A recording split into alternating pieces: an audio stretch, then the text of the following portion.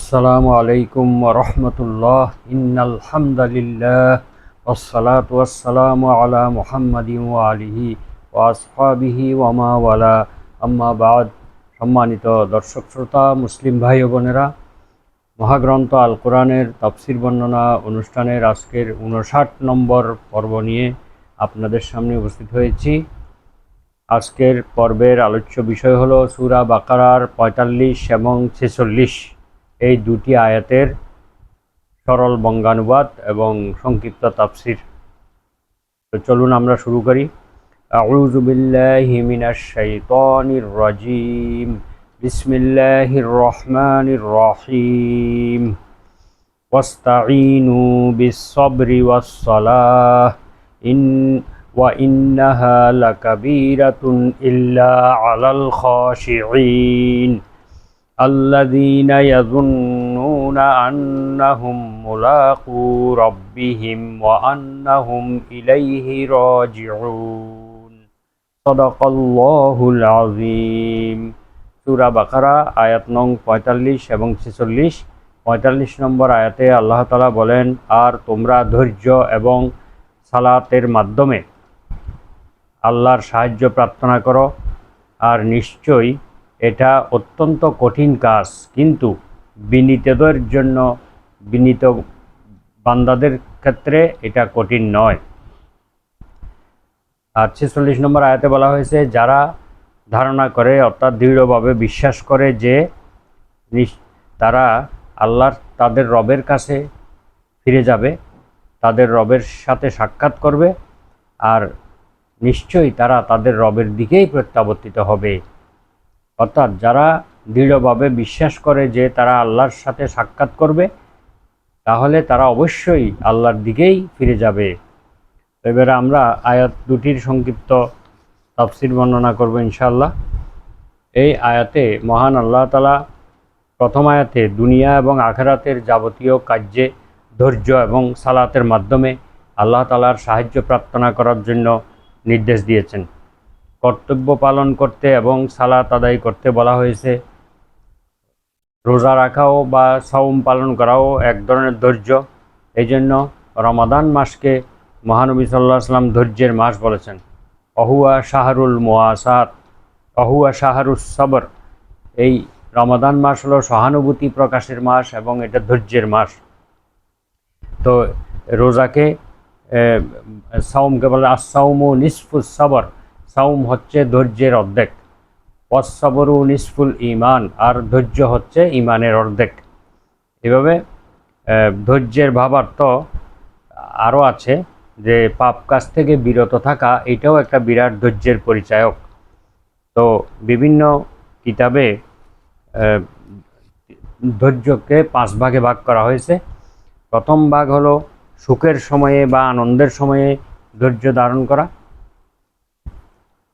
মানুষের যখন সুখের বা আনন্দের সময় থাকে, অবস্থা খুব ভালো থাকে, সুখ স্বাচ্ছন্দ্যের সময় থাকে, তখন ধৈর্য ধারণ করা খুবই গুরুত্বপূর্ণ। এই সময়ে আনন্দে আত্মহারা না হয়ে সবরের মাধ্যমে কুপ্রবৃত্তিকে দমন করে আল্লাহ তাআলার কৃতজ্ঞতা প্রকাশ করা, এটাই হচ্ছে সুখের সময়ে সবর। সুখ এবং আনন্দের সময়, সচ্ছলতার সময় মানুষ চাইলে অনেক পাপ কাজ করতে পারে, যে কোনো খারাপ কাজে লিপ্ত হতে পারে, কিন্তু খারাপ কাজে লিপ্ত না হয়ে মহান আল্লাহ তাআলার নিয়ামতের শুকর আদায় করে তার কৃতজ্ঞতা প্রকাশ করা, এটাই হচ্ছে সুখের সময় বা আনন্দের সময় সবর। মানুষ দুঃখ দারিদ্র্যের অগ্নি পরীক্ষায় সবর করতে পারলেও সুখ স্বাচ্ছন্দ্যের সময় তারা সবর করতে পারে না। দ্বিতীয় হলো বিপদে বা মুসিবতের সময় সবর। মানুষকে আল্লাহ তাআলা এই পৃথিবীতে রোগ, শোক, ক্ষুধা, দারিদ্র, বিপদ, আপদ, মুসিবত দিয়ে পরীক্ষা করেন। আল্লাহ তাআলা বলেন, ওয়ালানাবলুওয়ান্নাকুম বিশাইইম মিনাল খাউফি ওয়াল জুই ওয়া নাকসিম মিনাল আমওয়াল ওয়াল আনফুসি ওয়াস সামারাত ওয়াবাশশিরিস সাবিরিন। আমি অবশ্যই তোমাদেরকে ভয়, ক্ষুধা এবং ধন সম্পদ ও জীবনে ক্ষতি আর ফল ফসল নষ্ট করে পরীক্ষা করব। হে রাসূল সাল্লাল্লাহু আলাইহি ওয়াসাল্লাম, আপনি ধৈর্যশীল বান্দাদেরকে সুসংবাদ দান করুন। তো এই বিপদ আপদ মুসিবতের সম্মুখীন যখন হবে তখন আল্লাহ তাআলার রহমত কামনা করে ধৈর্য ধারণ করা, সবর করা। তৃতীয় হলো ইবাদতে সবর।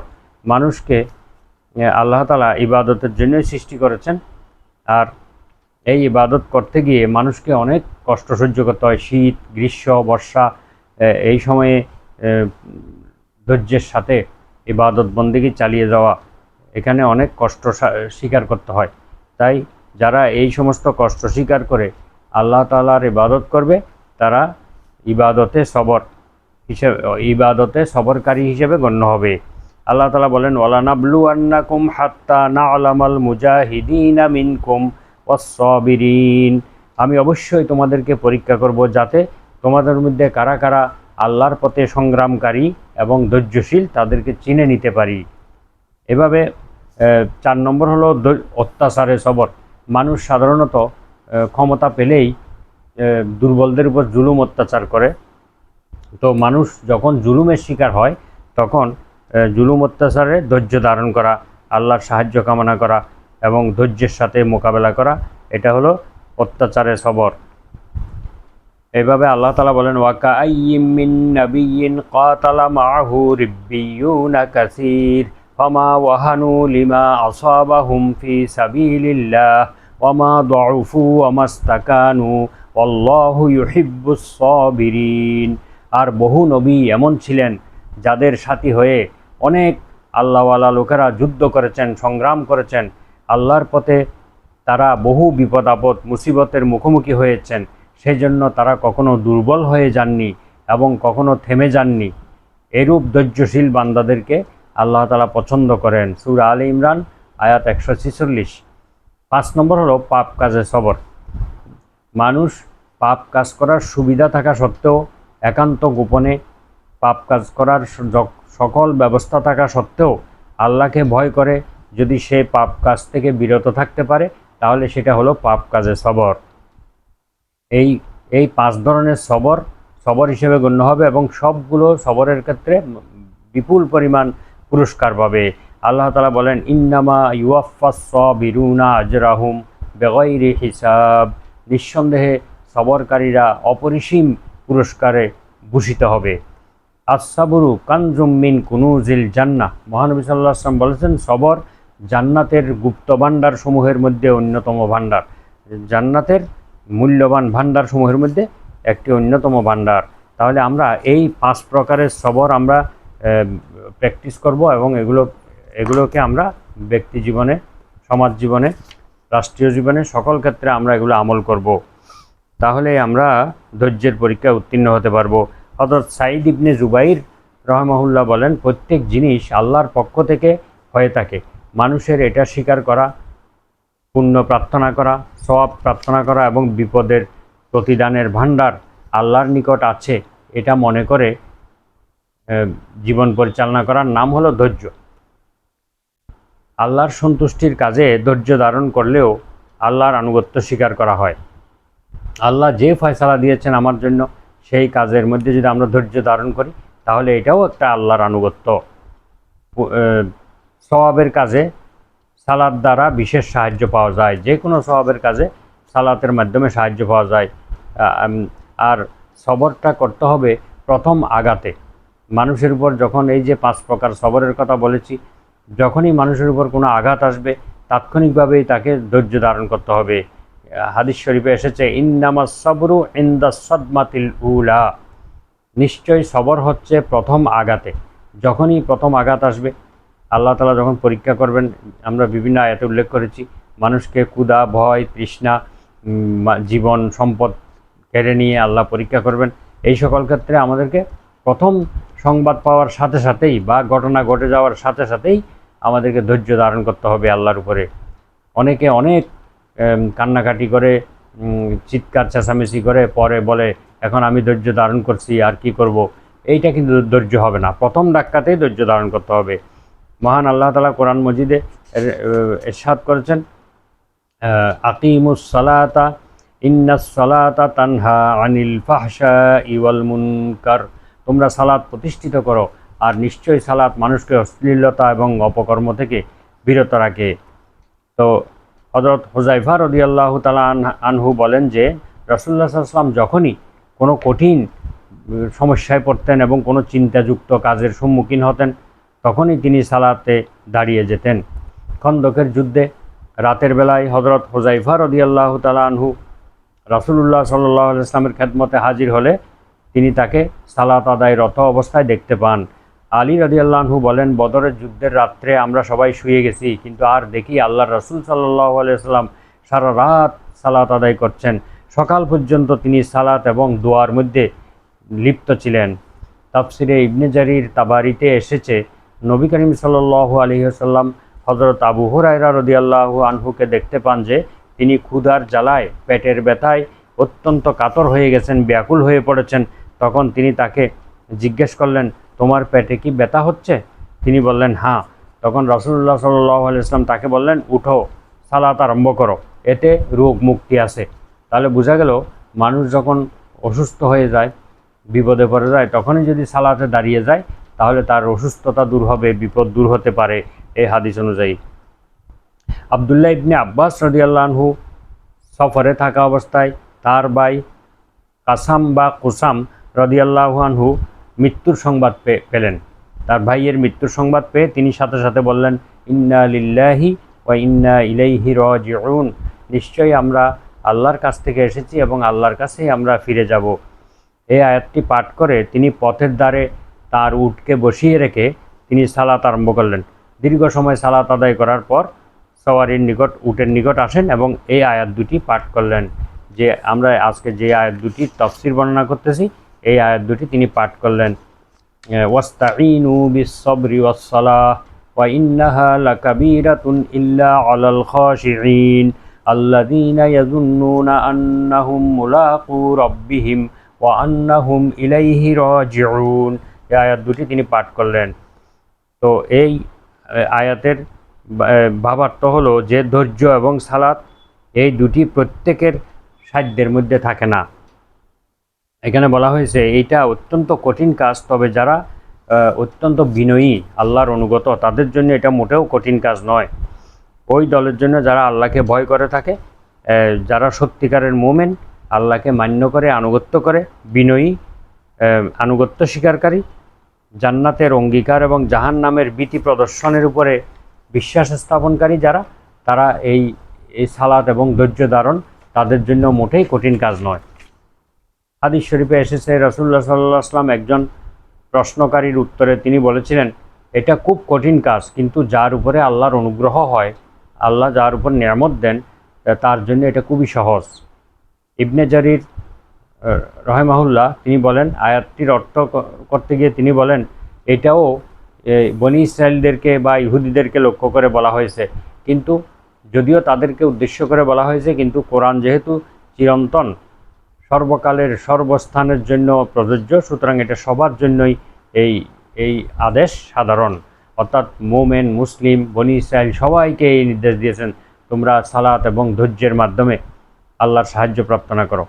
এরপরে বলা হয়েছে খাশিঈন কারা, যারা বিনয়ী কারা। এর পরের আয়াতে অর্থাৎ 46 নম্বর আয়াতে আল্লাহ বলছেন, আল্লাযীনা ইয়াযুন্নুনা আন্নাহুম মুলাকু রাব্বিহিম, যারা দৃঢ়ভাবে বিশ্বাস করে যে তারা আল্লাহর সাথে সাক্ষাৎ করবে আর তারা নিশ্চয়ই আল্লাহর দিকেই ফিরে যাবে। এখানে খাশিঈন কারা তার ব্যাখ্যা দেওয়া হয়েছে।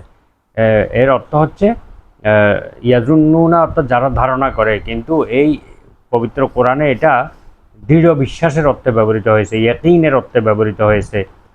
এমন অনেক শব্দ আছে আরবিতে যেগুলো দ্বৈত অর্থে ব্যবহৃত হয়। তো এই জন্য যেমন আল্লাহ তাআলা অন্য আয়াতে বলেছেন, রাআল মুজরিমুনান নার ফাযান্নু আন্নাহুম মুআকিউহা, আর পাপীরা জাহান্নামকে দেখতে পাবে আর তারা ধারণা করবে যে তারা এর মধ্যে পতিত হবে। এখানে ধারণা করার অর্থ হলো বিশ্বাস করবে, তারা নিশ্চিত হবে যে তারা এখানে নিশ্চিতভাবে তারা এখানে পড়বে, পতিত হবে। তো এখানে পবিত্র কোরআনে আরও বিভিন্ন আয়াতে জন্মনত ধারণার পরিবর্তে দৃঢ় বিশ্বাস অর্থে ব্যবহৃত হয়েছে। যেমন পবিত্র কোরআনের একটা আয়াতে এসেছে, ওয়া ইন্নী যনান্তু আন্নী মুলাকিন হিসাবিয়া, যে ব্যক্তি আখেরাতে পুরস্কৃত হবে, জান্নাত লাভ করবে, সে বলবে যে আমার বিশ্বাস ছিল যে আমি হিসাবের সম্মুখীন হব। ইন্নী জনন্তু শাব্দিক অর্থ হলো আমি ধারণা করতাম, কিন্তু এখানে অর্থ হবে আমি দৃঢ়ভাবে বিশ্বাস করতাম যে আন্নী মুলাকিন হিসাবিয়া, আমি আমার হিসাবের সম্মুখীন হতে হবে আমাকে, একথা আমি বিশ্বাস করতাম। তাহলে এখানে এই ইয়াজুন্নুনা অর্থাৎ তারা দৃঢ়ভাবে বিশ্বাস করত। গভীরভাবে চিন্তা করলে দেখা যায় যে মানুষের যশ, খ্যাতি, অহংকার, স্বার্থান্বেষী কর্মকাণ্ড, অধিকার হরণ, ক্ষমতার প্রতি লোভ এবং এর পরিণতিতে রক্তক্ষয়ী যুদ্ধ, দাঙ্গা হাঙ্গামা, হানাহানি, অনুরূপ আরও অগণিত মানবেতর সমাজবিরোধী ও নৈতিকতা বিবর্জিত যে ঘটনাগুলোর উৎপত্তি ঘটে, যার পরিণামে গোটা বিশ্বকে অশান্তিময় একটি জাহান্নামে পরিণত করে দেয়, এই সব ব্যাধির প্রতিকার হিসেবে পবিত্র কোরআনে আল্লাহ তাআলা উপস্থাপন করেছেন যে ওয়াস্তাঈনু বিস-সাবরি ওয়াস-সালাহ, তোমরা সালাত এবং সবরের মাধ্যমে আল্লাহর সাহায্য প্রার্থনা করো, অর্থাৎ ধৈর্য ধারণ করে ভোগ বিলাস এবং প্রবৃত্তির কামনা বাসনাকে তোমরা পরাজিত করে ফেলো, বশীভূত করে ফেলো। আর তাতে তোমাদের লোভ, লালসা, সম্পদের প্রতি প্রীতি, স্বার্থপরতা এগুলো হ্রাস পাবে। কেননা সম্পদ বিভিন্ন আস্বাদ ও কামনা বাসনা চরিতার্থ করার মাধ্যম বলেই সম্পদ প্রেমের উদ্ভব হয়, আর এই কামনা বাসনা দূর হবে ধৈর্য এবং সালাতের মাধ্যমে। আর সালাত দ্বারা মানুষের এই পদ পদবীর লোভ এবং খ্যাতির আকর্ষণ কমে যাবে, কেননা সালাতের মধ্যে অভ্যন্তরীণ ও বাহ্যিক সব ধরনের বিনয় এবং নম্রতা বিদ্যমান। যখন মানুষ যথানিয়মে এবং যথাযথভাবে সালাত আদায় করার অভ্যাস গড়ে তুলবে, তখন সর্বক্ষণ আল্লাহ পাকের সামনে নিজের ক্ষুদ্রতা, নিজের অক্ষমতা এই ধারণা তার মধ্যে বিরাজ করতে থাকবে। ফলে তার অহংকার, তার আত্মম্ভরিতা, এবং তার মান মর্যাদার মোহ, পদ পদবীর লোভ সব কিছু হ্রাস পাবে। ইল্লা আলাল খাশিঈন, বিনয়ীদের জন্য এটা মোটেই কঠিন কাজ নয়। এর অর্থ হচ্ছে পবিত্র কোরআন এবং সুন্নায় যেই খুশুউন বা বিনয়ের প্রতি যে উৎসাহ প্রদান করা হয়েছে, সেখানে এর অর্থ অক্ষমতা ও অপারগতাজনিত সেই মানসিক অবস্থাকে বোঝানো হয়েছে যা আল্লাহ পাকের মহত্ব এবং শ্রেষ্ঠত্ব এবং তার সামনে নিজের ক্ষুদ্রতা এবং দীনতার অনুভূতি থেকে সৃষ্টি হয়। আল্লাহ তাআলার সামনে নিজেকে ক্ষুদ্র করা, তুচ্ছ করা এবং ছোট করার অনুভূতি সৃষ্টি হয়, এমন মানসিক অবস্থাকে খুশু বলা হয়। খুশুর সাথে ইবাদত করা মানে আল্লাহ তাআলার সামনে নিজেকে একদম ছোট করা, তুচ্ছ তাচ্ছিল্য করা, তার আনুগত্যের চরম পরাকাষ্ঠা প্রদর্শন করা, এটাকেই বোঝানো হয়। এর ফলে মানুষের ইবাদত বন্দেগী করা সহজ হয়ে যায়। কিন্তু মানুষের ভিতর যখন অহংকার থাকে, তাদের ভিতরে যখন এই আত্মম্বরিতা, দম্ভ সৃষ্টি হয়, তখন তার পক্ষে আর সেই ইবাদত বন্দেগী করা সহজ হয় না। তো নম্রতা যদি না থাকে, তবে মানুষের বাহ্যিকভাবে যতই শিষ্টাচারের অধিকারী ও বিনম্র হোক না কেন, প্রকৃত প্রস্তাবে সেই বিনয়ের অধিকারী হয় না। হযরত ওমর রাদিয়াল্লাহু তাআলা আনহু একবার এক যুবককে মাথা নিচু করে বসে থাকতে দেখে বললেন, মাথা উঠাও। বিনয় হৃদয়ে অবস্থান করে, মাথা নিচু করলেই বিনয়ী হওয়া যায় না। বা বিনয় এর অর্থ হচ্ছে অধিকারের ক্ষেত্রে ইতরভদ্র নির্বিশেষে সবার সঙ্গে একই রকম ব্যবহার করা, অর্থাৎ বড় ছোট, উঁচু নিচু সবার সঙ্গে অধিকার প্রদানের ক্ষেত্রে, অধিকার আদায়ের ক্ষেত্রে, সকল ক্ষেত্রে একই রকম ব্যবহার করা, এবং আল্লাহ তাআলা তোমার উপর যা ফরজ করে দিয়েছেন তা পালন করতে গিয়ে অন্তরকে শুধু তার জন্যই নির্দিষ্ট করা এবং আল্লাহর দিকেই কেন্দ্রীভূত করা, এটি হচ্ছে খুশু এর মূল কথা। তো মূল ইচ্ছাকৃতভাবে কৃত্রিম উপায়ে বিনয়ীদের রূপ ধারণ করা শয়তান ও প্রবৃত্তির প্রতারণা মাত্র। কেউ যদি বিনয়ী সাজে, বিনয়ী হতে হবে, বিনয়ী সাজলে হবে না, বিনয়ী হতে হবে আমাদেরকে আন্তরিকভাবে। বিনয়ী সাজলে কিন্তু সেটা শয়তানের এবং প্রবৃত্তির সাথে প্রতারণা হবে, আর তা অত্যন্ত নিন্দনীয় কাজ। অবশ্য যদি অনিচ্ছাকৃতভাবে এই অবস্থার সৃষ্টি হয়, তাহলে এটা ক্ষমার যোগ্য হবে। 4 ইমাম এবং অধিকাংশ ফকি এর মতে খুশু সালাতের শর্ত না হলেও তারা এটাকে নামাজের আত্মা হিসেবে সাব্যস্ত করেছেন। নামাজের রূহ, অর্থাৎ যেই নামাজে খুশু আছে সেই নামাজের প্রাণ আছে। যেই নামাজের মধ্যে বিনয় এবং নম্রতা নেই সেই নামাজ যেন প্রাণহীন একটা দেহ। আর এই তারা শর্ত আরোপ করছেন যে তকবীরে তাহারিমার সময় মনের মধ্যে যে বিনয় এবং একাগ্রতা আসে আল্লাহর উদ্দেশ্যে, সেই একাগ্রতা নিয়ে নিয়ত করতে হবে। অর্থাৎ সালাতের শুরুতে মহান আল্লাহ তাআলার দিকে মনোনিবেশ করে বিনয়ের সাথে সালাতের নিয়ত করতে হবে। পরে যদি খুশু যদি নাও থাকে, নামাজের শেষ পর্যন্ত খুশু না থাকলেও তো যেই নামাজের যতটুকু অংশের সওয়াব লাভ করবে না সেই অংশে খুশু উপস্থিত ছিল না, তবে ফিকা অনুযায়ী তাকে সালাত পরিত্যাগকারী বা সালাত তরককারী বলা যাবে না। খুশু না থাকলেও সেই সালাত আদায়কারী হিসেবে গণ্য হবে। সালাত পরিত্যাগকারীর উপর যেই শাস্তি প্রযোজ্য তার জন্য সেই বিধান প্রযোজ্য হবে না, অর্থাৎ তাকে শাস্তি দেওয়া যাবে না। কারণ ফকিগণ মানসিক এবং অভ্যন্তরীণ অবস্থাদি বিবেচনা করে হুকুম প্রয়োগ করেন না, বরং তারা নিছক বাহ্যিক কার্যাবলীর উপর ভিত্তি করে হুকুম বর্ণনা করেন। কোনো কাজের সওয়াব পরকালে পাবে কি পাবে না একথা ফিকা শাস্ত্রের আলোচ্য বিষয়ই নয়। এজন্য খুশু এটা সারাক্ষণ রক্ষা করতে পারা এটা খুব কঠিন কাজ। আল্লাহ তাআলা বলছেন লা ইউকাল্লিফুল্লাহু নাফসান ইল্লা উসআহা।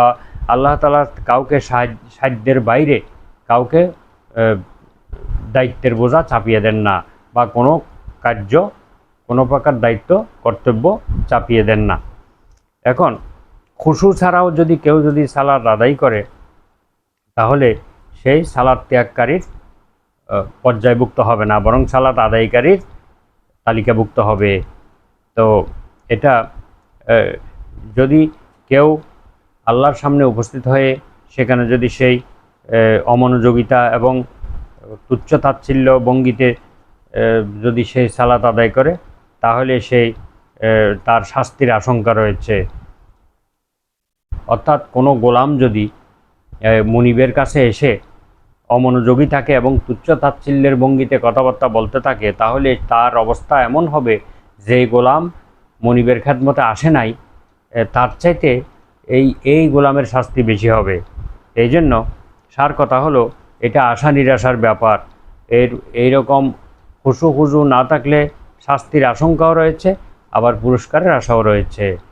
তো আমরা আজকের আলোচনা এখানেই শেষ করলাম। সুবহানাকা আল্লাহুম্মা বিহামদিকা আশহাদু আল্লা ইলাহা ইল্লা আনতা আস্তাগফিরুকা ওয়া আতুবু ইলাইক। আসসালামু আলাইকুম ওয়া রাহমাতুল্লাহ।